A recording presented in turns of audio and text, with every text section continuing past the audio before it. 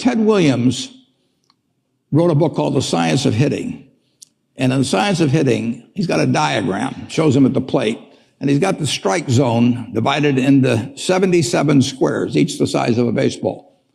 And he says, if I only swing at pitches in my sweet zone, which he shows there, and he has what his batting average would be, which is 400. If he had to swing at low outside pitches, but still in the strike zone, his average would be 230. He said the most important thing in hitting is waiting for the right pitch. Now, he was at a disadvantage because if the count was 0-2 or 1-2 or so on, even if that ball was down where he was only going to bat 230, he had to swing at it. In investing, there's no called strikes. People can throw Microsoft at me and, you name it, any stock, General Motors, and I don't have to swing.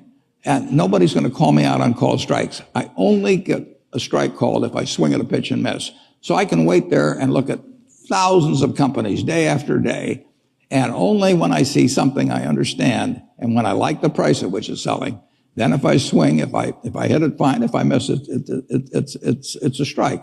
But it's an enormously advantageous game, and it's a terrible mistake to think you have to have an opinion on everything. You only have to have an opinion on a few things. In fact, I've told students, if when they got out of school, they got a punch card with 20 punches on it, and that's all the investment decisions they got to make in their entire life, they would get very rich because they would think very hard about each one. And you don't need 20 right decisions to get very rich. 4 or 5 will probably do it over time.